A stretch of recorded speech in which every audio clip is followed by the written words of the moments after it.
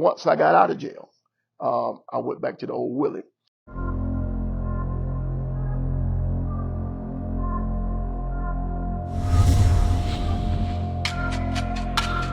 These the stones that once was my home. Bleach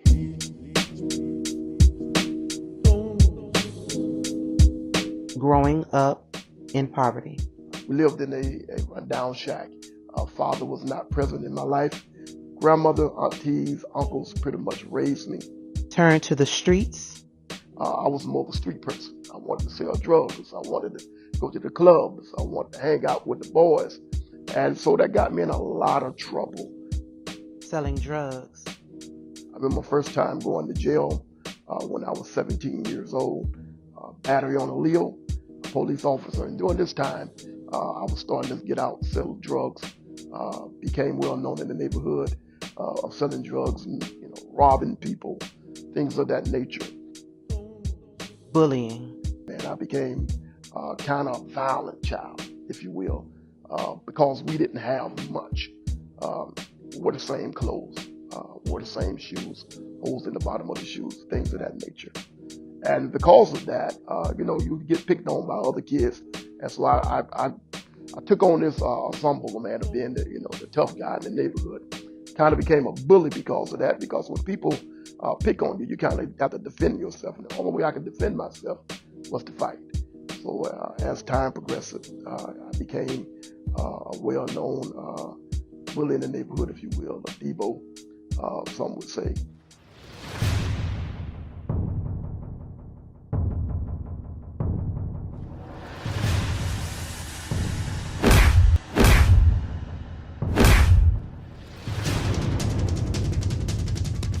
This is a life and journey that Pastor Willie King endured, which resulted in his being in the pulpit doing God's work and changing lives. And so as we got older, man, I began to hear this calling on my life. Didn't understand what it was because I only went to church on Mother's Day and Easter and things of that nature. But I just had this unction, that was pulling at me. And I remember sometimes I would go in the bathroom and I would preach my sermons to myself, looking in the mirror. And I had a mean squall back then. And so we made sure that, my grandmother made sure that we went to church, but didn't really quite got involved in church. God really does work in mysterious ways. King was born in a small community located in Wintergarden, not far from here. Single mom, another young brother. We've always felt like that we were special. Always felt like that something was special about my life. Couldn't quite grab it, but I had a troubled past. Trouble beginning. My mom was single, worked on a what we call in this day the muck. Most people in this area understand. It was a little small town in Zellwood where they went and picked corn, cabbages, and stuff of that nature.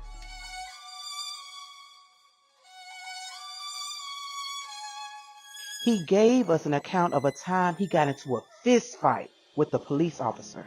Well, I remember one particular summer. We're at the park, me and a lot of friends of mine, and we're discussing things of what we want to do with our future. And all of us are pretty much high. We got the money in our pocket, and so the police officer roll up, and the reputation that I had in the neighborhood. Willie don't take anything. So he approaches us, and I immediately stand up, and he wants to give each and every one of us a pat down, and I refuse to do that. I'm like, we haven't done anything. I'm not gonna allow you to search me. And so it came into a physical altercation. This was my first time going to jail. I hit him. I swung on him, and I got charged with a battery on a Leo. And while I was in jail, I remember. Getting this thing again, that auction was coming down on me. And I believe that was my first encounter with God. And I remember sitting there, and I'm in a cell by myself, but I'm sitting on a toilet. And I got a magazine that they allow us to read from the library, jail library. And as I'm sitting there, I feel this wave of heat coming up, and God telling me that hell is real. It's real, and I'm watching as the hairs on my arm curl up from the heat of this experiment that I'm having. And so that was my first experiment. And God said to me on that day, He said, I want to use you. At this point, I knew that God was calling, but yet and still, I wasn't ready to do that. So that encounter with that police officer, that encounter of going to jail, that encounter of sitting there reading that magazine and feeling that real experience from hell, that was my first encounter to say, look, I may have a different path I need to take at this point. King gave us chilling details of his journey in and out of prison, selling drugs, getting into fights, and just being a bully. But once I got out of jail, I went back to the old Willie. And so it was some things that took place, got back in the drug game again, started doing some things. And the second time I was out, and a guy and I don't want to call his name, but we got into an altercation and he shot me. And so that was my first real deal of saying, man, you need to take this thing seriously. That gunshot kind of woke me up. My good friend of mine who was with me that time, had he not rushed me to the hospital, I probably would have bled out. So when I got out of the hospital, you would think again, let's get this thing right. I'm lying up in my grandmother's home. She's nursing me back to health. And as soon as I got well, I went back to the streets. God, that's all I knew. And God is yet still calling me. He's yet still calling me, but that's all I knew. And so we went back out into the streets again. I started doing what I do. Became pretty good at what I did. I was making up to $5,000 a day selling drugs in the street, and that's kind of hard to let go. But in the back of my mind, I'm still getting this call from God. I'm still hearing God saying, "I got use for you." I'm still dealing with this struggle in the daytime. I'm this thug. In the daytime, I'm this dope dealer. But at night, I go home and cry, and I go home and cry out to God and ask God, "What's going on with me? Why am I feeling this way?" King's life is a living testimony that when God has His purpose in your life, He will allow trials that make you stronger. King was a very determined man. This was evident in his unrelenting pursuit of his now wife for over 2 decades. Lady King also remembered it like it was yesterday. And by this time, I met my wife. After I got out of jail, this time I'm about 25, 26 years old now. And I remember going to a shop that I loved to shop at when I was in the world. I was clothing store I would go to, and she was coming out of a grocery store. And I'm like, God, who was that? That's when I first saw him. And I didn't think nothing of him because, of course, I was in the church. I was a minister. And so I wasn't really looking. And I had heard about him in the street. What I called him was a thug. Just thug in the street, sold drugs. And so I watched her as she went to her car, and I'm running trying to catch up with her. And she ran back into the grocery store to grab something else. So I sat there. And I waited on her for about 45 minutes to come out that grocery store. And when she came out, I approached her, and she wasn't interested. Say what you wanna say to me now. I wanna wake up with you. Whatever. So I really wasn't interested in that church girl. Matter of fact, she didn't want nothing to do with me. But I followed her home. She drove home, and I followed her home. And I watched where she lived. I watched her go into the home. And as I was getting ready to leave, I saw her son, the youngest son, come out. And I watched the youngest son come out. And I told him, I said, "Hey, man," I said, "Go in there and tell your mother," I said, "come in." He's like, "I can't do that." I said, "Man, go in there and tell your mother," I said, "come in." He said, "You got some money?" And this is my son, John. And I said, "Yeah." I had to give him $20 to go in the house. And she never came out. She just stood to the door. She said, "No." And I came to the door because he sent one of my children in to get me. And I came to the door, and I was like, "What do you want?" "I want to talk to you. I want to take you out." "No." She goes, "No." She goes, "You go to church?" I go, "No." "Do you go to church?" And I said, okay. So I left and And I closed the door. came back the next day and decided I want to try it again. He was persistent, so we came. He kept coming by. I didn't know at the time he was giving my children money to come and give me messages. You know, I sent the boy up to the door again with another $20. And by this time, the other brothers don't got word that I was passing out money. So I had to give all of them money that day to go get their mom to come to the door. And so I got out the car this particular day and I walked up to the door. I didn't know if she was married or not at the time, but she cracked the door a little bit. And she cracked that door. That was my opportunity. And so I pulled out my money. I had about $2,000 and I threw it in the door. Yeah, he threw money in there. And you know, I'm thinking, you know, this dude must think I'm one of those spots in the street that he usually mess with. So I got it and threw it back at him. And you know, it hit me side of the head, but I picked it up and I said to myself, God, I said, that's the one. That's the one I'm going to marry. I said, look, I told you, you come to church, then maybe we can talk. He said, well, okay, I come to church. Not just come. We can't talk or go on a date then. But once I see you come to church for a while, once I see you receive the Holy Ghost, and then after a year, when I know that you're right, then maybe we can start to talk. And so, you know, her and I started going to church. She said, if you wanted, you know, to date me, you have to date me in church. That's our date. Come to church. There's no restaurants. There's no. She said, our date would be at the church. And so that was my journey, the beginning of my journey into pastoralship. I got saved a few weeks later from that, and her and I got married a year or so after that. And so 25 and a half years later, here we are. God truly works in mysterious ways. I tell you, that lady has been the best thing that ever happened to me. I truly believe if God had not united us, I would probably be dead or in prison. I really believe that.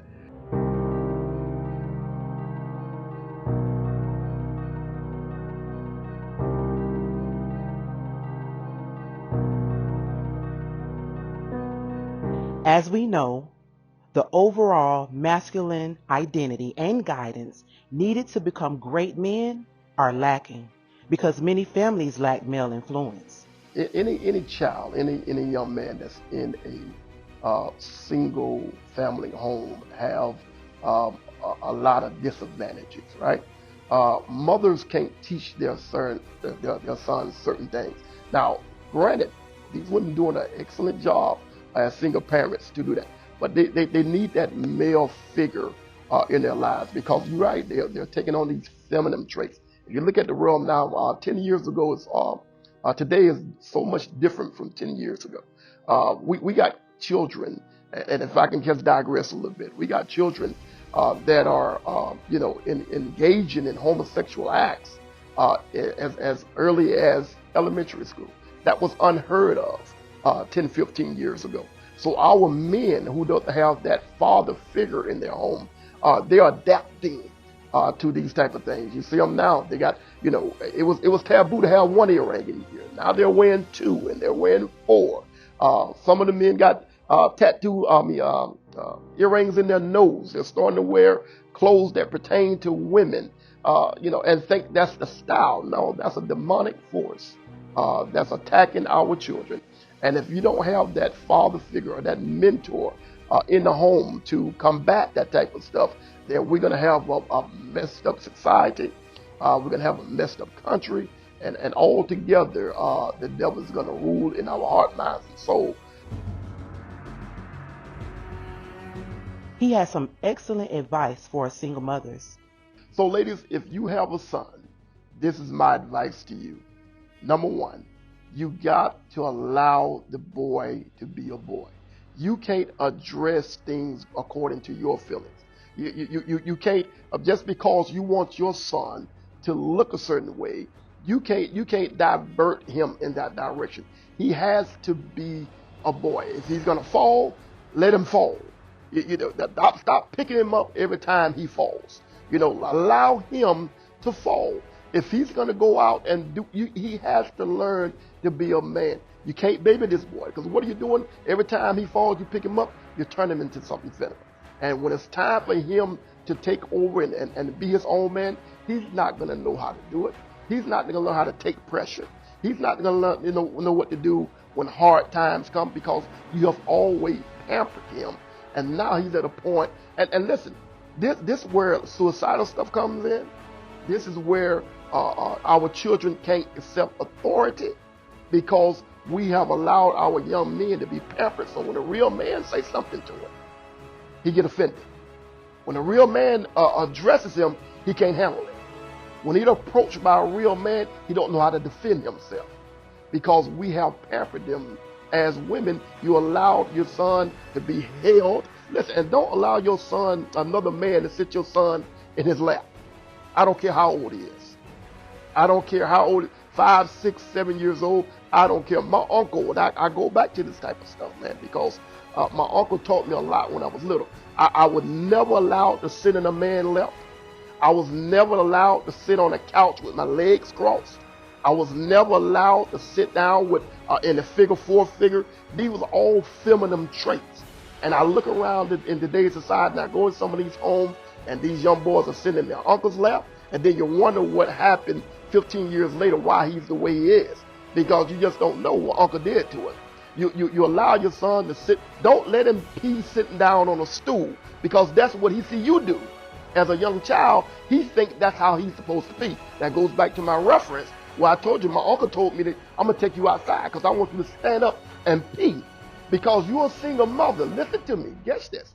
Because you're a single mother, our children do what we do. They mark what we do. So you got a 3-year-old son, a 4-year-old son that you're allowed to come in the restroom with you, and he sees you sit down on a toilet. Guess what he does when he go to pee? He sits down on a toilet. So no, we can't do that. So let's not pamper our young men. Let's teach them how to be men. Let them fall. Let them cry. You know what I'm saying? Discipline them. Don't be afraid to discipline them because they're young. Discipline your kids. And the other thing is, man, I hear so many parents say, well, I don't spank my children. Steroids spoil the child. It's that simple. And because you didn't discipline your children, now we got these kids in middle school, high school, disrespecting teachers, disrespecting authority, and they don't know how to deal with it. And it all stems from you not disciplining your child. Finally, King had a few words for everyone who has faced any struggle in their lives. If you don't have God in your life, man, you're going to wander off into places, amen, you never thought that you would go. You'll be doing things that you never thought you would do. You would say things that you never thought you would say. And you will allow things that you would never allow if you had God in your life. Oftentimes, we find ourselves in places and disadvantages because we don't have God. God is a guider. He guides us. He leads us. And because we don't have him, we do things. Like I tell you, we do things that a person who have God in his life wouldn't do. So God is very important, man. My whole life depends on God. I don't do anything without consulting him. I don't move without talking to him. He is my guide. He is my existence. So it's very important to have God in your life. And it's not let's forget the heaven and hell part of it, because this is the part that throws non-Christians off. You know, too often when we talk about God, we talk about heaven and hell, and trust me, that's real. But let's take the heaven and hell out of it. Just think about this. If it had not been for the Lord who was in your life, where would you be?